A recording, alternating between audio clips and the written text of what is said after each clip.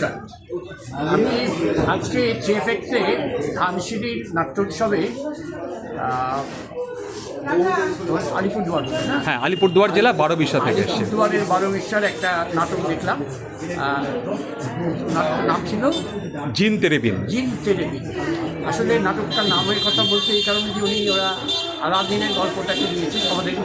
আমার ছাত্র সুদীপ্তর নাট্য লেখা এবং ওরা দেবাশিসের কাছ থেকে হেল্প পেয়েছে, দেবাশিস দত্ত সূত্র ধরে ওরা করেছে।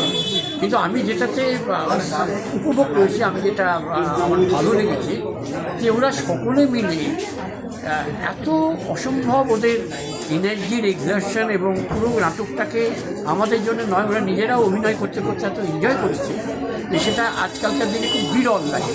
এবং ওরা একেবারে আমাদের একদম জেলার উত্তর মানে আমাদের শেষ প্রান্তে, একেবারে শেষ প্রান্ত থেকে এসে এই কাজ করে অনেক মানে ওদের যেগুলো আমরা ইনফ্রাস্ট্রাকচার করি সেই সব কত সুবিধা নেই, তার মধ্যে থেকে ওরা যে শুধু ভালোবাসা সেইটা দিয়ে নাটকটাকে এরকম একটা জায়গায় নিয়ে আসতে পেরেছে এবং লোকের মনে একটা জায়গা করে নিচ্ছে। এর থেকে বড় কিছু হয় না। আমি মনে করি সবসময় বলি, আমি বাংলা নাটক দর্শক দিয়ে এদের এই অবদানটা দীর্ঘদিনের নাটক দীর্ঘদিন। ধন্যবাদ।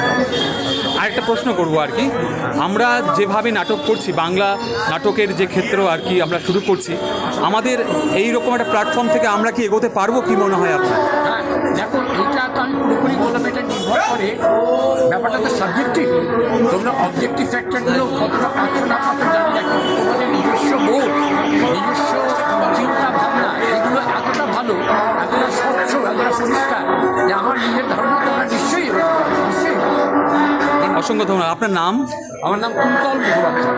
ধন্যবাদ, অসংখ্য ধন্যবাদ স্যার।